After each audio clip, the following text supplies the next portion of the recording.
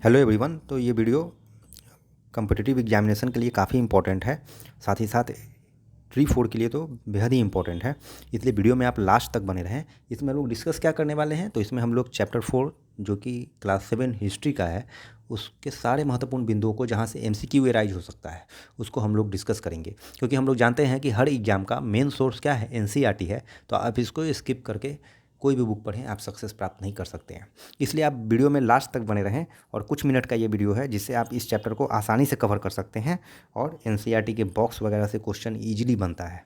इसलिए चैनल को सब्सक्राइब कीजिए, वीडियो को लाइक कीजिए और लास्ट तक बने रहिए, क्योंकि हम लोग केवल एमसीक्यू पॉइंट्स को पढ़ेंगे जहाँ से एमसीक्यू एराइज हो सकता है। तो यहाँ पर जो पहला टॉपिक आप देख रहे हैं, हमारा चैप्टर का नाम क्या है, मुगल 16वीं से 17वीं शताब्दी। और इससे पहले वाले दो वीडियो में हम लोग 7वीं से 15वीं शताब्दी तक पढ़ चुके हैं। तो इसमें हम लोग क्या देखते हैं, कहाँ कहाँ से क्वेश्चन एराइज हो सकता है। तो यहाँ से तो क्वेश्चन एराइज नहीं हो सकता है। आगे हम लोग क्या देखते हैं कि यहाँ से क्वेश्चन एराइज हो सकता है कि मुग़ल कौन थे। तो आप देखेंगे कि माता की ओर से वे मंगोल शासक चंगेज खान से बिलोंग करता था, वहीं पिता की ओर से वो तैमूर लंग के ख़ानदान से बिलोंग करता था। मतलब इसका पिता का संबंध कहाँ से है, तो तैमूर वंश से है। वहीं माँ किस वंश से आती है, तो माँ मंगोल शासक चंगेज खान के वंश से आती है। तो आप इस चीज़ को ध्यान में रखेंगे, यहाँ से क्वेश्चन एराइज हो सकता है। आगे आप क्या देखते हैं,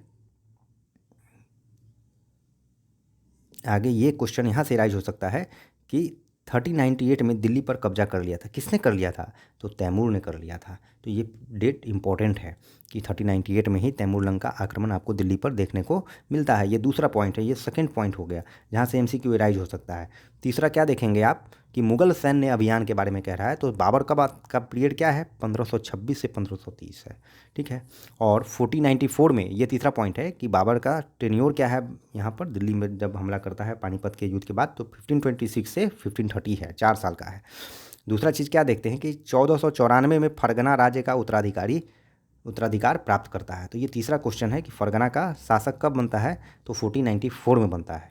और उस समय उसकी उम्र क्या होती है, तो 12 वर्ष होती है, किसकी, बाबर की, ठीक है। आगे हम लोग क्या देखते हैं कि मुगल ये बाबर को फरगना के पद से भी स्थापित करने का श्रेय किसको जाता है, तो उजबेगों को जाता है। किसको जाता है, उजबेगों को। ये चौथा आपका इंपॉर्टेंट पॉइंट है। उजबेग ही आक्रमण करते हैं और उसको भगा देते हैं वहाँ से, किसको, बाबर को, फरगना से।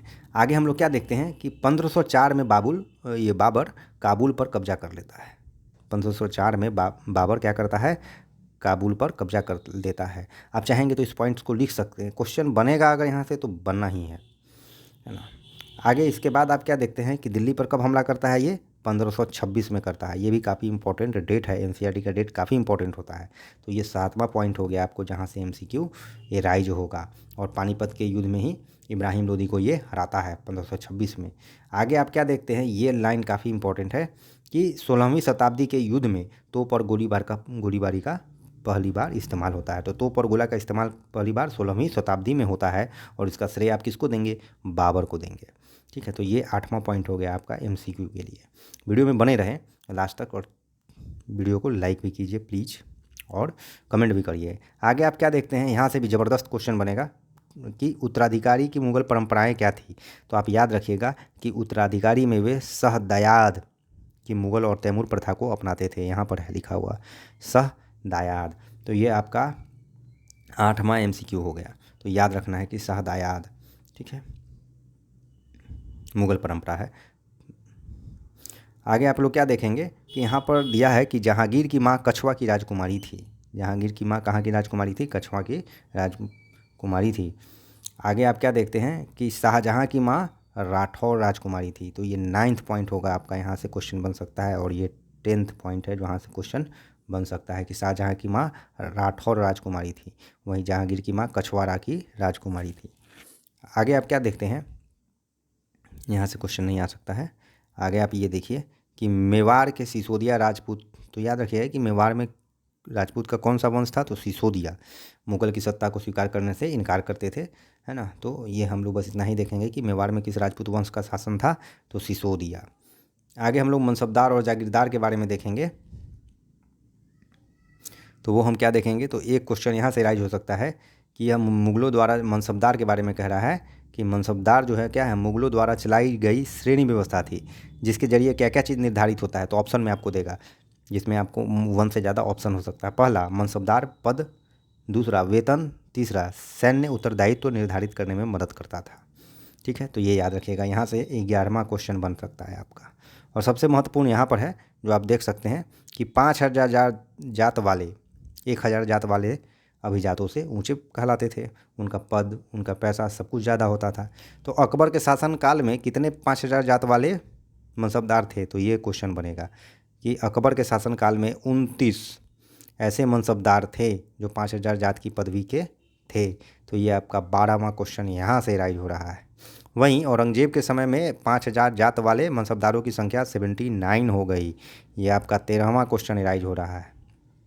ठीक है, अब 14वां क्वेश्चन कहाँ से राइज होगा? तो 14वां क्वेश्चन आपका यहाँ से राइज होगा कि मनसबदार अपना वेतन राजस्व एकत्रित करने वाली भूमि के रूप में पाते थे, जिन्हें क्या कहा जाता था? जिन्हें जागीर कहते थे, और यह इक्ताओं के समान ही होता था। तो ये 15वां क्वेश्चन है आपका, यहाँ से याद रखना होगा आपको। काफ़ी इंपॉर्टेंट है ये सब पॉइंट, क्योंकि क्वेश्चन आपका ट्री 4 में एनसीईआरटी से ही बनता है या अन्य किसी भी कम्पिटिटिव एग्जामिनेशन में। आगे हम लोग क्या देखते हैं, अब हमारा महत्वपूर्ण चीज़ यहाँ आता है कि अकबर के राजस्व मंत्री टोडरमल ने 10 साल मतलब 1570 से 1580, ये समय अवधि भी याद रखेंगे आप, कि काल अवधि के लिए कृषि की पैदावार, कीमत और कृषि भूमि का सावधानीपूर्वक सर्वेक्षण किया। पूरा सेंटेंस पढ़ना इसलिए ज़रूरी है क्योंकि बहुत बार क्वेश्चन जो है वाक्य के फॉर्म में दे देगा ऑप्शन आपको, तो वहाँ पर एलिमिनेट करने में आपको अच्छा होगा। तो इसलिए आप देख लेंगे कि राजस्व मंत्री टोडरमल होता है अकबर के दरबार में, जो 10 साल का पीरियड कौन सा लेता है? तो 1570 से 1580। उसके लिए कृषि का पैदावार, कीमत आदि का अच्छे ढंग से मूल्यांकन करता है। और राजस्व प्राप्त करने की इस व्यवस्था को हम लोग जब्त कहते हैं। तो ये याद रखिएगा, 16वां पॉइंट हो गया आपका। अब याद रखिएगा, ये जो जब्त व्यवस्था था किस क्षेत्रों में लागू नहीं हो पाया? तो गुजरात और बंगाल में। तो एक्सेप्शन से भी क्वेश्चन एराइज होता है, तो ये भी पॉइंट आपका इंपॉर्टेंट है एमसीक्यू के लिए। आगे हम लोग क्या देखते हैं, यहाँ से भी क्वेश्चन आएगा और कई बार आया है। ये काफ़ी इंपॉर्टेंट पॉइंट है, यहाँ से बहुत बार क्वेश्चन आया है। पहला क्या कि ये अकबरनामा लिखने का काम किसको दिया गया? तो अबुल फजल को दिया गया। ठीक है, अब क्वेश्चन ये पूछ सकता है कि अकबरनामा कितने जिल्दों में लिखा गया है? तो 3 जिल्दों में लिखा गया है। 3 जिल्दों मतलब 3 वॉल्यूम में लिखा गया है। अब ये भी क्वेश्चन हो सकता है कि पहली जिल्द में क्या दिया गया है? तो अकबर के पूर्वजों का बयान है। पहली जिल्द में अकबरों के पूर्वजों का बयान है, वहीं दूसरे में अकबर के शासनकाल की घटनाओं का विवरण है, और तीसरे जिल्द को क्या कहते हैं? आईने अकबरी कहते हैं। ठीक है, तो इतना चीज़ के बारे में वर्णन है। कह रहा है आईने अकबरी का सबसे रोचक आयाम क्या है? तो इसमें विविध प्रकार की चीज़ों जैसे फसलें, पैदावार, कीमतों, मजदूरी और राजस्व का सांख्यिकी विवरण है। मतलब डेटा के साथ ये सारा चीज़ आपको आईने अकबरी में देखने को मिलता है। तो क्वेश्चन यहाँ से बनना ही बनना है, काफ़ी एमसीक्यू इंपॉर्टेंट बनेगा यहाँ से। आगे हम लोग क्या देखते हैं, जहांगीर के बारे में कह रहा है कि नूरजहाँ का बहुत ही महत्व था। नूरजहाँ का पौराणिक नाम क्या था? तो मेहरुन निसा। और कब शादी होता है? 1611 में। तो शादी का डेट इंपॉर्टेंट नहीं है, लेकिन ये याद रखेंगे कि नूरजहाँ का पहले क्या नाम था? तो मेहरुन निसा नाम था। अब ये चीज़ यहाँ पर इंपॉर्टेंट है कि नूरजहाँ के सम्मान में जहांगीर किस चीज़ का सिक्का जारी करता है? तो चांदी का। और उस सिक्का में एक तरफ तो वो क्या करता है? स्वयं के खिताब उत्कीर्ण करवाता है, वहीं दूसरी ओर वो क्या वाक्य लिखा रहता है? तो रानी बेगम नूरजहाँ गढ़ा हुआ होता है। तो ये भी एक इम्पोर्टेंट पॉइंट है। आगे आप क्या देखते हैं कि सल्तनत पीरियड के समय, मुग़ल पीरियड के समय क्या क्या चीज़ आपको कमियां देखने को मिलती है? क्या क्या? तो पहला चीज़ आप बोल सकते हैं कि सामाजिक असमानता साफ दिखता है। दूसरा आप कह सकते हैं कि शाहजहाँ के शासनकाल के 20वें वर्ष के दस्तावेज में हमें ये पता चलता है कि मनसबदार, मतलब सिंपल आपका ये है कि सामाजिक असमानता मुग़ल साम्राज्य में देखता है आपको। दूसरा डेटाबेस क्वेश्चन भी एक बन सकता है कि मनसबदारों की एक छोटी संख्या जो कि 5.6% है, उसके पास राजस्व का लगभग 61% भाग चला जाता है। क्या चीज़ के लिए? तो स्वयं उनके व उनके सवारों के वेतन के रूप में। मतलब 61% जो राजस्व उगाही होता है वो 5.6% लोगों के पास ही खर्च हो जाता है। मतलब ये उस समय के आप क्या कह सकते हैं, रिच और पुअर के बीच के गैप को दर्शा रहा है कि जिसके पास है उसके पास पर्याप्त है, जिसके पास नहीं है उसके पास कुछ नहीं है। तो ये सब क्वेश्चन यहाँ से ये राइज होता है। तो आपके लिए ये चैप्टर काफ़ी इंपॉर्टेंट है। इस वीडियो को देखिए, चैनल को ज़रूर सब्सक्राइब कीजिए और इससे पहले वाले वीडियोज़ को भी देखिए। Thank you.